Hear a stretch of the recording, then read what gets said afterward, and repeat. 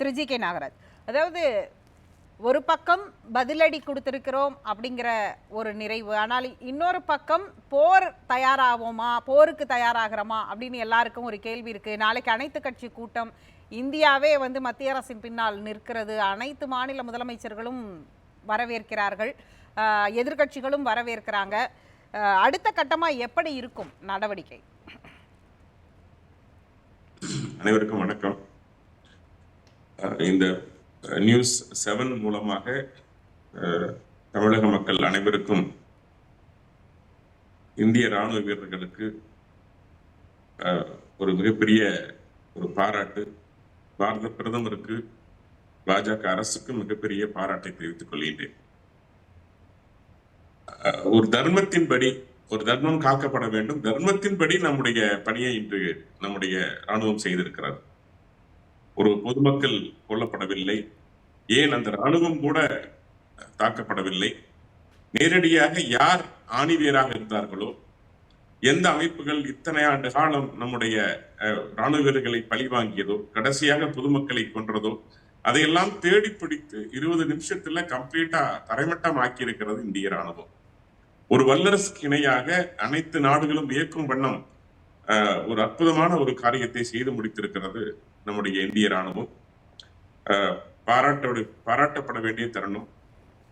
ஏனென்றால் இப்போ உலகம் முழுவதுமே இன்னைக்கு தீவிரவாதம் பெருகி இருக்கிறதுன்னு சொல்லலாம். குறிப்பா இந்தியா மையப்படுத்தி, இந்த பக்கம் நீங்க பங்களாதேஷ்ல, இந்த பக்கம் பாகிஸ்தான்ல, அதே மாதிரி இடையில பல பிரச்சனைகள். இப்ப பங்களாதேஷ்ல பிரச்சனை வந்தப்ப பங்களாதேஷ்ல இருந்து மேற்கு வங்கத்தின் வழியா ஊடுருவி இப்போ அங்கே இந்துக்கள் தாக்கப்பட்டார்கள், அதை நம்ம பார்த்திருப்போம்.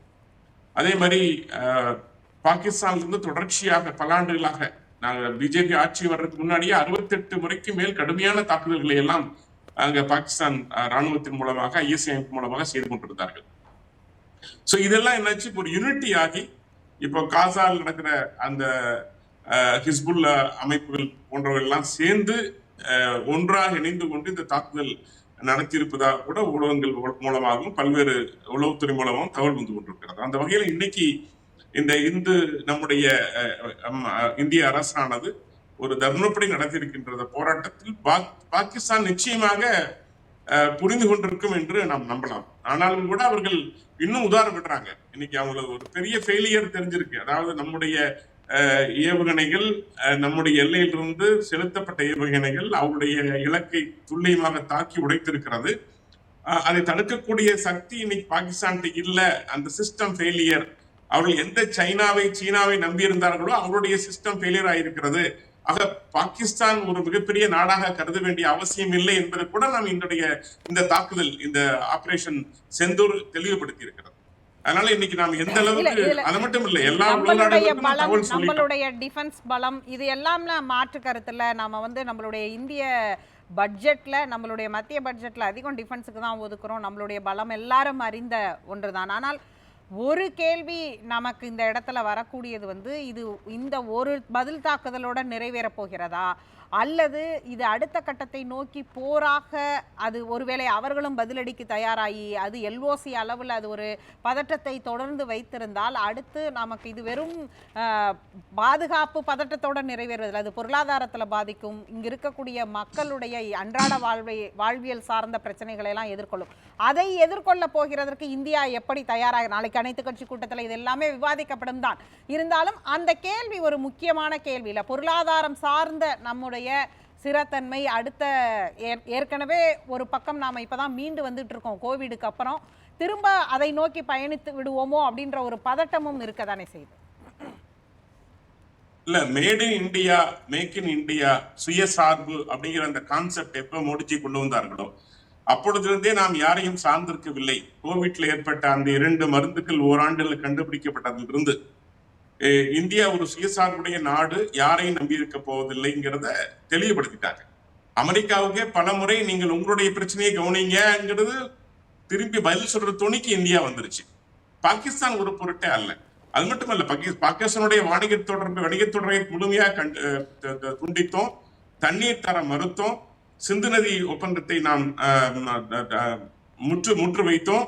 இதெல்லாம் என்ன காரணம் கேட்டா, பாகிஸ்தானை நம்பி நாம இல்லைங்கிற ஒரு விஷயம். ரெண்டாவது நீங்க தான் எங்களை நம்பி இருக்கிறீங்க, பாகிஸ்தான் இங்கிருந்து வெளியேறுங்கள் சொல்றது ஒரு விஷயம். இதையெல்லாம் தாண்டி காஷ்மீர் நம்ம கையில ஆர்டிகல் 370 இருந்தப்போ எவ்வளவு பெரிய இழப்புகளை சந்தித்தோம் பொருளாதார ரீதியாக, அதே மாதிரி நம்முடைய நாட்டினுடைய கட்டமைப்பு ரீதியாக எவ்வளவு சிக்கலை சந்தித்தோம் அப்படிங்கிறது இந்திய அரசுக்கு நன்றாக தெரியும், இந்திய மக்களுக்கும் தெரியும். இன்னைக்கு 2,40,00,000 பேர் இன்னைக்கு கடந்த 3 ஆண்டுகள்ல அங்க சுற்றுப்பயணம் போய் வந்திருக்கிறாங்க, சுற்றுலா போய் வந்திருக்காங்க. அப்படின்னா ஒரு சிறத்தன்மையோடு இந்தியா காஷ்மீரை வைத்திருக்கிறது. அதை தாங்கிக் கொள்ள முடியாமல் தாக்குதல் ஒன்று. பாகிஸ்தான் மோரல்லஸ் பிரீடிங் ஃபேக்டரி ஆயிடுச்சுங்க. அதாவது தீவிரவாதிகளை ஊக்குவிக்கின்ற ஒரு நாடாக அது மாறிவிட்டது அப்படிங்கிறது ரொம்ப தெளிவுபடுத்தியாச்சு. இது தொடர்ச்சியாக இது இப்ப நீங்க பாகிஸ்தான் பங்களாதேஷுடைய சிறப்பான அந்த நாட்டை நீங்க இத சீர்குலைத்து ஒரு இன்னைக்கு கேள்வி பாகிஸ்தான் பங்களாதேஷோடு இணைந்து கொண்டு இன்னைக்கு நவாஸ் இந்தியாவை ஷெரீஃபுடைய பிறந்த நாளிற்கு ஒரு சர்ப்ரைஸ் விசிட்டாக பிரதமர் சில ஆண்டுகளுக்கு முன்பு அவருடைய வெளிநாட்டு பயணத்தில் ஒரு சர்ப்ரைஸ் விசிட்டாக டாரிஃப்லயே இல்லாம ஷெட்யூலிங்லயே இல்லாமல் போய் வந்ததெல்லாம் நாம பார்த்தோம். அந்த அளவிற்கு ஒரு நல்லுறவை ஓரளவிற்கு நம்ம வெளியுறவு கொள்கையில இந்தியா பாகிஸ்தான் இடையே ஏற்படுத்தப்பட்டிருந்தது. எந்த புள்ளியில அது மாறுச்சு? திரும்ப அது பகால்கோட்டா இருக்கலாம், அல்லது உரியா இருக்கலாம். இந்த தாக்குதல்கள் திரும்ப இன்னைக்கு பகால்காம் வரைக்கும் நிக்குது. ஒரு ரொம்ப கேஷுவலா போய் ஒரு பர்த்டே பார்ட்டி டின்னர் போயிட்டு ஒரு வாழ்க்கை பரிமாறிக்கிட்டு வர்ற அளவுக்கான வெளியுறவு கொள்கை எப்படி இப்படி ஸ்விஃப்ட் ஆச்சுங்கிறதும் நாம கவனத்தில் கொள்ள வேண்டிய ஒன்று தானே. ஆமாங்க, தொடர்ச்சியான அவருடைய செயல்பாடு தான். தொடர்ச்சியான அவருடைய பகல்காம் முன்னாடி உரி தாக்குதல் ஆகட்டும், பதன்கோட் தாக்குதல் ஆகட்டும், தொடர்ச்சியான அவருடைய செயல்பாடுகள். நம்ம வார்னிங் கொடுத்தோம். ஒரு சமயத்துல பேச்சுவார்த்தையை முழுமையாக துண்டித்துட்டோம். அவங்க கூட பேச்சுவார்த்தைங்கிற இதுக்கே நம்ம போகல. பலமுறை நம்ம ஐநாவில் கம்பெயின் கொடுத்துருக்கிறோம். இன்னைக்கு நல்ல ஒரு ஆக்கப்பூர்வமா இன்னைக்கு ஒரு முறையான ஆதாரங்களோடு இன்னைக்கு எல்லா நாடுகளுக்கும் தெளிவுபடுத்திட்டோம். இவங்க எப்படி டெரரிஸ்ட ஊக்குவிக்கிறாங்க, எப்படி அவருடைய செயல்பாடு இருக்கிறது. அது மட்டும் இல்ல, பாகிஸ்தான் இன்னைக்கு பாகிஸ்தானாவே இல்ல. ஒரு பக்கம் பலுச்சிஸ்தான்ல, இன்னொரு பக்கம் இன்னொரு பகுதியில இப்படி தொடர்ச்சியான அங்கேயே இருக்கிற கலவரங்கள், ஒரு பக்கம் ஆப்கானிஸ்தான் தாலிபானுடைய தாக்குதல்கள். அப்ப அந்த நாடு மோராலஸ் பாத்தீங்கன்னா எந்த ஒரு கட்டுக்கோப்பும் இல்லாமல், இன்னும் சொல்ல போனா ஒரு பிச்சை எடுக்கிற நிலைமையில் இருக்கிற நாடாக பாகிஸ்தான் மாறிவிட்டது. இன்னும் அதை விட்டோம் அப்படின்னா காசா மாதிரி is again going to be a breeding factory of terrorism. இதுதான் நடக்க போகுது. அது மிகப்பெரிய தலைவலியாக இந்தியாவுக்கு இருக்கும் என்பதுல மாற்று கருத்து இல்லை. அதே சமயம் தர்மத்தின்படி இன்னைக்கு பாத்தீங்கன்னா ஒரு ராணுவத்தை திரும்ப சொல்றேன், ஒரு ராணுவத்தை கொல்லாம, ஒரு பொதுமக்களை கொல்லாம இன்னைக்கு கூட பாகிஸ்தான் ராணுவம் நம்ம பார்வை இன்னைக்கு அவங்க பொருளாதாரத்துல இருக்கிறதெல்லாம். ஆனா இந்த சூழல்ல தான் ஒரு பப்ளிக்ல டூரிசம் ஸ்பாட்ல பொதுமக்கள் இயல்பாக இயங்கக்கூடிய ஒரு இடத்துல அப்படியான ஒரு மசாகர், அப்படியான ஒரு தாக்குதலை நேரடியாக சுட்டு செல்லக்கூடிய அளவுல ஏதோ ஒரு இடத்துல நாம கிட்ட பாதுகாப்பு குறைபாடு இருந்திருக்கு. அப்படிங்கிற இடத்துல இன்னைக்கு நாம ஒரு பக்கம் பெருமைப்படுகிறோம், இன்னொரு பக்கம் இன்னும் கூடுதல் பாதுகாப்பாக நாம இருக்க வேண்டிய ஒரு சிவிலியனோட பார்வையிலிருந்து அது வரும்ல. இன்னும் நம்ம பாதுகாப்பா இருக்கணும், நம்ம ரிட்டாலியேட் பண்ணிட்டோம், அவங்க திரும்பி ஏதாவது பண்ணாங்கன்னா இன்னும் பாதுகாப்பா இருக்கணுங்கிற இடத்துல இருந்து அரசுடைய பதில் என்னங்கிறத எல்லாரும் எதிர்பார்ப்பாங்களே. இன்னைக்கு காலையிலேருந்து நம்ம எல்லாமே இது நம்மளுடைய பெருமைகள்ல வச்சுக்கலாம். ஆனால் பொதுமக்களுக்கு கன்வே பண்ண வேண்டிய விஷயம் பாதுகாப்பு உறுதிப்படுத்துதல் அப்படிங்கிறத இன்னும் கூடுதலா நம்மளுடைய டிஃபென்ஸ் இருக்கணுங்கிறதையும் இன்னைக்கு ஒரு அலாம் இருக்கு இல்லையா அதுல. நிச்சயமாங்க. நீங்க ஏறக்குறைய 3300 கிலோமீட்டர் பார்டர் நம்முடைய அந்த பாகிஸ்தான் எல்லைக்கு 3300 கிலோமீட்டர் பார்டர் இருக்குதுங்க. இந்த பக்கம் பங்களாதேஷ் எல்லை பகுதி எடுத்தீங்கன்னா மியான்மர்லாம் 2000 கிலோமீட்டர் பார்டர் இருக்குது. சோ இந்த பகுதியில் ஒவ்வொரு இன்ச் பை இன்ச்சா கவனிக்கிறதுங்கிறதுலாம் சாதாரணமான ஒரு விஷயமா நீங்க கருத முடியாது. அதே சமயம் பல்காம் பொறுத்த வரைக்கும் 20ஆம் தேதி அன்னைக்கு அவங்க ஓபன் பண்ணாங்க அந்த சுற்றுலா தலத்தை. 22 தாக்குதல் நடத்தினாங்க. அந்த மாநில நிர்வாகம் பாத்தீங்கன்னா முறையான அறிவிப்போ, முறையான ஒரு செக்யூரிட்டி போர்ஸ்க்கான ஏற்பாடோ செய்யாம அறிவிச்சிருக்காங்க. சோ அது சில லேக். இப்போ ஆர்டிகல் 370 நீக்கப்பட்டதுக்கு அப்புறம், இன்னைக்கு யூடி அந்தஸ்து கொடுத்து தேர்தல் நடந்ததுக்கு அப்புறம், அங்க அந்த மாநில அரசு வந்ததுக்கு அப்புறம் சில மென்மைத்தன்மை கைப்பற்றப்பட்டிருக்கிறது தீவிரவாதிகள்ங்கிறத நாம ஒத்துக்க முடியும். ஏன்னா அந்த மாநில அரசு வந்ததுக்கு அப்புறம் இன்னைக்கு ஏறக்குறைய 45 பேருக்கு மேற்பட்டவர்கள் அந்த உள்ளூர் மக்களே இந்த தீவிரவாதத்துக்கு உதவி இருக்கிறார்கள், இந்த பயங்கரவாதத்துக்கு உதவி இருக்கிறார்கள். இதெல்லாம் அந்த அரசு லேக். இது நீங்க மத்திய அரசு மட்டும் குறை சொல்ல முடியாது. இதுல மோரல்லஸ் எல்லாருடைய அமைப்பு ஐபியோடைய குறைபாடும் இருக்கு. பட் இது பிராக்டிக்கலா இது பாசிபிளும் இல்லைங்க. ஒவ்வொரு 2,40,00,000 சுற்றுலா பயணிகள் போற இடத்துல எங்களுக்கு வந்து பாதுகாப்பு ராணுவம் வேண்டாம்னு கூட சொல்றாங்க மக்கள். அந்த அளவுக்கு வந்து ராணுவம் தேவையில்லை, சுற்றுலாவை பாதிக்குன்னு சொல்லி ஒரு நார்மல் வாழ்க்கை. இன்னைக்கு பாருங்க, இன்னைக்கு பாரத் மாதா கி ஜே அப்படிங்கிற கோஷம் காஷ்மீர் எழுது அப்படின்னா எந்த அளவுக்கு அந்த காஷ்மீர் மக்கள் இந்தியாவோட இணைந்து விட்டார்கள் மனசால அவங்க வெளியே சொல்லியிருக்கிறாங்க. அந்த அளவுக்கு ஒரு நல்ல ஒரு நட்புத்தன்மையை இன்னைக்கு வந்து பாரத பிரதமருடைய அந்த பாஜக ஆட்சி முறையான தேர்தல் நடத்தி ஜனநாயக ரீதியாக தேர்தல் நடத்தி அதை வந்து இன்னைக்கு அவங்க கையில அந்த ஆட்சியை கொடுத்து நல்ல சிறப்பான நிர்வாகம். அதே சமயம் நம்ம கணக்கில் கொள்ளணும்ல. இல்ல நிச்சயமா நீங்க நான் சொல்றேன், காங்கிரஸ் ஆட்சி காலத்தோடு கம்பேர் பண்றப்போ நிச்சயமான இந்த இது போன்ற தாக்குதல் முதல் தரையா, அது குறிப்பா பொதுமக்கள் மீது நடந்த தாக்குதலுக்கு தான் சரியான ஒரு பதிலடிய ஆபரேஷன் செந்தூர் மூலமா கொடுத்திருக்காரு. நீ எந்த மதத்தை கேட்டு அடித்தாயோ அந்த மதத்தின் பெயரிலேயே திரும்ப தாக்குதல் கொடுத்த ஒரு சரியான பதிலடியை நம்முடைய மோடிஜி அவர்கள் கொடுத்து நிச்சயமாக பெண்கள்